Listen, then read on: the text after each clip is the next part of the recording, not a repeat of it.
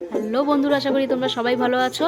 আগের ভিডিওতে তোমরা দেখেছিলে শান্তিনিকেতন ভ্রমণের দ্বিতীয় দিনে সকালবেলায় আমরা বেরিয়ে পড়েছিলাম কঙ্কালীতলা মায়ের মন্দিরে। তারপরে আমরা রিসোর্টে ফিরে এসেছিলাম। তো চলো এই ভিডিওটা তারপর থেকে শুরু করা যাক। এখন বাজে দুপুর 1টা। আমরা এখন একটু সাইট সিনে যাচ্ছি, আর সাইট সিন থেকেই আমরা ওখানেই লাঞ্চ করবো। আজকে আর রিসোর্টে আমরা লাঞ্চ করবো না। লাঞ্চ করার পরে তারপর আবার বাকি সাইট সিনগুলো করবো। সকালবেলায় কঙ্কালীতলায় পুজো দিয়ে আসলাম, তারপরে এখানে ব্রেকফাস্ট করলাম। আর পুরো রিসোর্টটা তো অনেক বড়, দেখতে দেখতে সময় কীভাবে কেটে গেল। আমাদের টোটোর দাদাও চলে এসেছে। এখন আমরা যাচ্ছি সাইট সিনে। কি আছে এখানে? এটা হচ্ছে মৃণালিনী আনন্দ পাঠশালা। রবীন্দ্রনাথের স্ত্রীর নাম হচ্ছে মৃণালিনী দেবী। হ্যাঁ হ্যাঁ, ওনার নামের নাম। এখানে 1 থেকে 4 অবধি এখানে ক্লাস হয়। মৃত্যুবার বাড়িটা 16টা গেটই খুলে দেওয়া হয়। 16টা গেটই খুলে দেওয়া হয় প্রত্যেক বুধবার করে। প্রত্যেক বুধবার সকাল 6:30টার সময়। আচ্ছা হ্যাঁ, মেয়েদের হচ্ছে সাদা শাড়ি, ছেলেদের সাদা পাঞ্জাবি পাবে। আচ্ছা এখানে প্রার্থনা হয় প্রত্যেক বুধবার। আচ্ছা। আর বেলজিয়াম থেকে তখনকার দিনে ওই গ্লাসগুলো আনা, আর ইটালি থেকে ওই টালিটা আনা তখনকার দিনে। উপরে যে ডালিটা এখনো রয়ে রয়েছে। এখন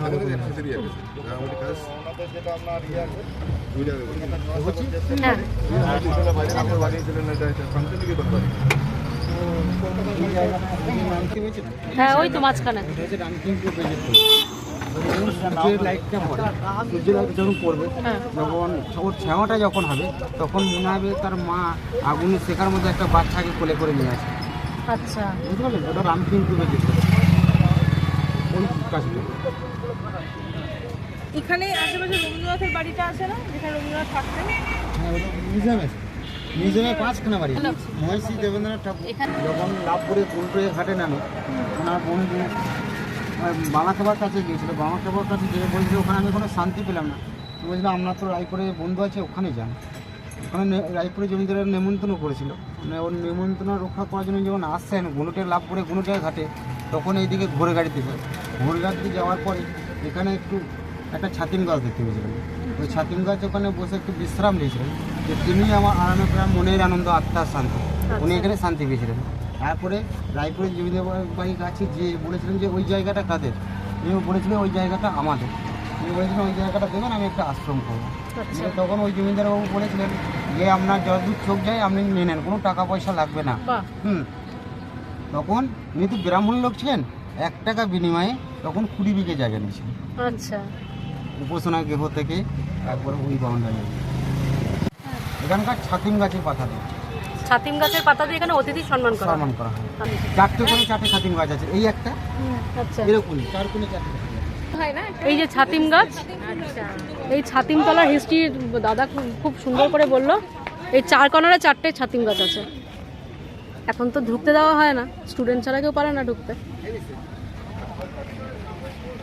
সাথে কন্ট্যাক্ট করে আমরা দুদিনের কন্ট্যাক্ট করে ঘুরছি। এই দাদা আমাদের শান্তিনিকেতন প্রান্তিকের সামনে যা যা সাইট সিন আছে সব করাচ্ছে। এই দাদা কিন্তু প্রচুর জ্ঞান। দাদা তোমার নামটা একটু বলো না। হ্যাঁ তপন দাস। একটু ফোন নাম্বারটা বলবে? 8906 188 ঠিক আছে। তো তোমরা যারা আমার চ্যানেল দেখো, তো তাদেরকে বলছি শান্তিনিকেতন আসলে দাদার নাম্বারে ফোন করে যোগাযোগ করে নেবে। কি কিরকম চার্জ নেবে সব দাদার সাথে ডিরেক্ট কথা বলে নেবে তোমরা। এখানে দোল তো হয়, প্রত্যেক বছর দোল হয়। দোল হয় না বলা যাবে না। এখানকার বাইরের লোককে এলাও করে না, কিন্তু স্টুডেন্ট দিকে নিয়ে করে নেয়। আচ্ছা এই যে 2-3 বছর দোল হচ্ছে, এখানকার স্টুডেন্টরা করছে, কিন্তু বাইরের লোককে এলাও করছিল। বাইরের লোক বাইরে থেকে দেখছে এইভাবে করে, তাই তো? মেশিন, কলের মেশিন। আচ্ছা এখানে ঢুকতে দিচ্ছে তো? মানে একদিনে আদিবাসীরা যখন কাজে যেত, আর মিলে রাইস মিলে একটা আওয়াজ দেওয়া হতো বাসি, আচ্ছা। সেই শুনে কাজে জয়েন করতো। তখন ছুটছে, মা ছুটছে, তার সঙ্গে ওরা 2 বোনে ছুটছে, বাচ্চাটা আসছে কি মায়ের আঁচলটা ধরছে, ছুটছে। আচ্ছা মা বাচ্চাটা আঁচলটা টেনে ধরছে যে আমি সন্ধ্যে যাবো। তখন নিয়ে মাসি আবার বাচ্চাটাকে ঘুরিয়ে দেখছে আসছে কি আসছে না। ওই জন্য এখানে আর একটা কথা বলা হয়, মায়ের থেকে মাসির দরদ। আচ্ছা।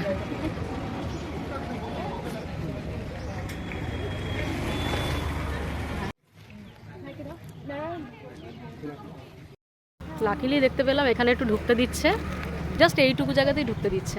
তো এখানে তাড়াতাড়ি করে সুযোগের সদ্ব্যবহার করে চলে এলাম। বহু বছর আগে এসেছিলাম, তখন ঢুকতে দিত। কোভিডের পর থেকে আর ঢুকতে দেয় না, ভিজিটারদের জন্য অ্যালাও না, শুধুমাত্র স্টুডেন্ট। এখন আমরা চলে এসেছি সৃজনী শিল্পগ্রাম। এই হলো সৃজনী শিল্পগ্রাম ঢোকার মেইন গেট। এখানে পার পার্সন 20 টাকা, আর 12 বছরের নিচে যারা তাদের টিকিটের মূল্য 10 টাকা। সৃজনী শিল্পগ্রামে সকাল 10টা থেকে দুপুর 3টে অবধি ঢোকার পারমিশন আছে। গেট দিয়ে ঢুকতেই ডান হাতে এই বিরাট মাঠটা প্রথমেই পড়বে। পশ্চিমবঙ্গ, বিহার, উড়িষ্যা, আসাম এরকম আরও বিভিন্ন রাজ্যের শিল্পকলাকে এখানে তুলে ধরা হয়েছে। মাঠের মাঝখানে রয়েছে বিরাট একটা বুদ্ধা স্ট্যাচু। রোদটার জন্য তাকাতে পারছি না। পুরো গাছ কেটে, হ্যাঁ পুরো কাঠের ওপরে ডিজাইন করে পেইন্ট করা হয়েছে। কত সুন্দর, সুন্দর হাতের কাজ।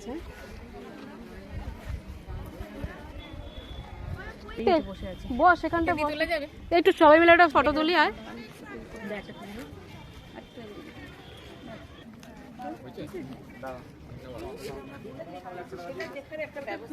এত শিল্পকলা, এত কাজ, মানে চোখে তাক লাগানোর মতো।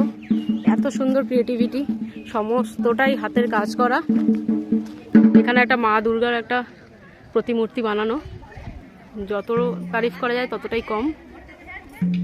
খুব সুন্দর সুন্দর লেখার এখানে গেঞ্জি আছে। আমি একটা গেঞ্জি কিনলাম। খুব একটা ভালো কোয়ালিটির কাপড় নয়, কিন্তু লেখাগুলো দারুণ। কি সুন্দর না, ছোটবেলায় কুটুম কাটাম, টিকু মাকু দিয়ে তাঁত বোনা না। খুব ভালো লাগলো, অনেকটা ভাস্ট এরিয়া। পুরোটা দেখাতে পারলাম না, কারণ পেছনে আরও অনেক অনেক অনেক কিছু দেখার রয়েছে। তো আমার মনে হয় 2-3 ঘন্টা লেগে যাবে দেখাতে গেলে। 3টে বাজে লাঞ্চ করব, খুব খিদে পেয়েছে। তারপর যাব পলাশবনি, শালবনি। এখন বাজে 3:30, খুব খিদে পেয়েছে। তো দাদাকে বললাম একটা ভালো জায়গায় নিয়ে যেতে। তো এখানে নিয়ে এসছে, খুব পপুলার এই রেস্টুরেন্টটা, বনবিথির হেসেল ঘর। এই হলো ভেতরটা।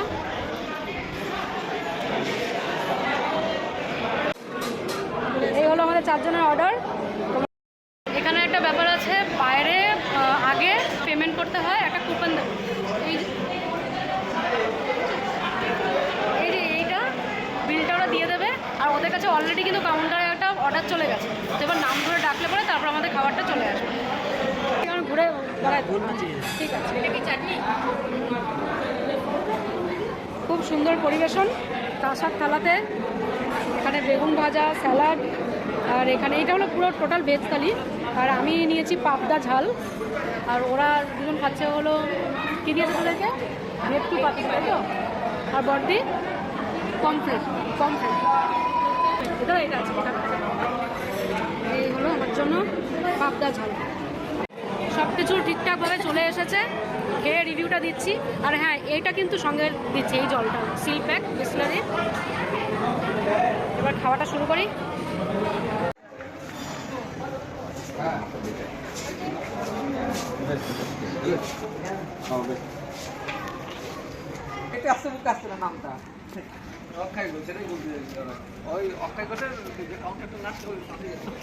বনবিথির হেসেল, এটা এতদিন ইউটিউবে আমি দেখেছি, শুনেছি।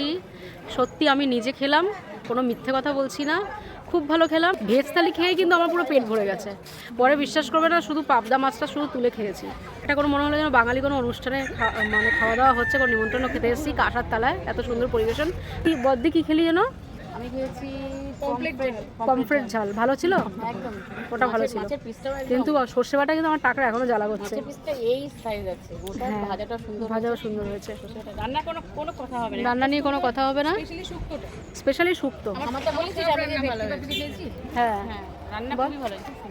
আমি যে ভেটকি পাতুরিটা খেয়েছি ওটাও দারুণ ছিল না। আর সব থেকে একটা বেশ ভালো লাগলো, ওরা ছেলেগুলো ঘুরে ঘুরে এসে জিজ্ঞেস করছে, খুব সুন্দর, মানে একটু সাইড হয়ে এসো, গাড়ি যাচ্ছে, সব এসে সার্ভ করছে। আর বারবার করে এসে জিজ্ঞেস হচ্ছে ভীষণ পোলাইটভাবে, ম্যাডাম আর কি লাগবে, কিছু লাগলে বলবেন। খুব সুন্দর ব্যবহার সবার। অনেক সময় লাগছে, বিশ্বনাথের জন্য অনেক কেস পেয়েছে।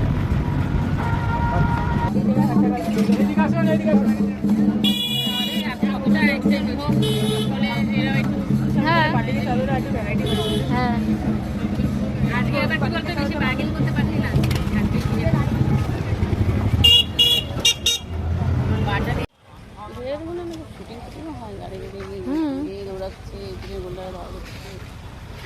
সেই সেই শালবনি, এখানে অনেক বিখ্যাত বিখ্যাত সিনেমার শুটিং হয়েছে।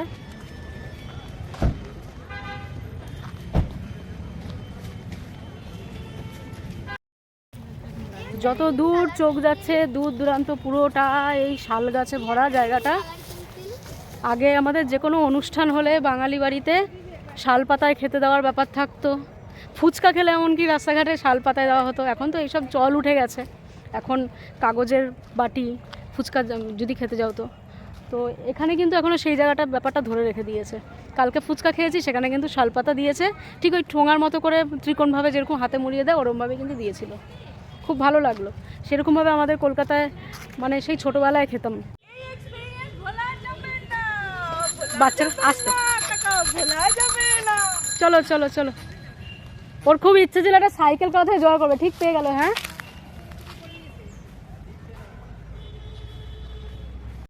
সুচন্ডার এখানে আসার পর থেকে বলছে আগে তো সাইকেল ভাড়া পাওয়া যেত, তাও আবার 5 টাকার বিনিময়ে, আর এখন সাইকেল ভাড়া পাওয়া যায় না। তো ও খালি বলছিল যে যদি একটা সাইকেল পেতাম খুব ভালো তো, খুব ভালো তো। তো এখানে একটা বাচ্চা ছেলে ও কিছু বিক্রি করছে, তার সে পেয়ে গেল, লাকিলি ও রাজিও হয়ে গেল। আচ্ছা বাচ্চাটা কি এমনি দিয়ে দিল? হ্যাঁ হ্যাঁ, কারণ পেন্সিল তো আমার নেওয়ার নেই। সাইকেল চালাচ্ছি দেখতে এগুলো ওর, কিন্তু ওর মধ্যে অনেক জিনিস আছে, সাবধান।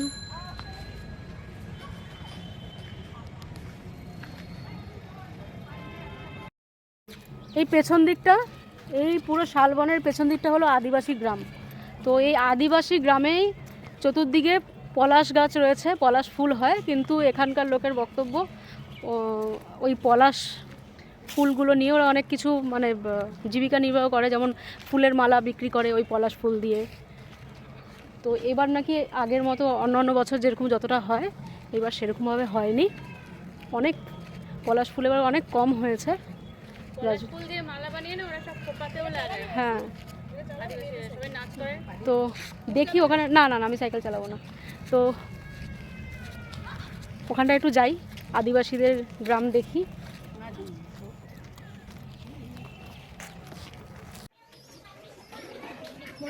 এই দেখো আদিবাসীদের গ্রাম, এটা অনেকটা বড় এরিয়া, কিন্তু আমরা এই সামনেটুকু দেখেই ঘুরে চলে আসব, কারণ সন্ধে হয়ে আসছে আস্তে আস্তে। এখানে প্রত্যেকটা বাড়িতে একটা জিনিস লক্ষ্য করলাম, এরা কিন্তু বেশ পাখি পায়রা এইসব ধরনের জিনিস পোষে, আর ছাগল গরু এগুলো তো আছেই। পাখি পোষে এর জন্যই বললাম, মাটির হাঁড়িগুলো কিন্তু বাইরের দিকে রাখা, এগুলো আবার ছোট ছোট করে গোল করা, যাতে পাখিরা ঢুকতে পারে বেরোতে পারে।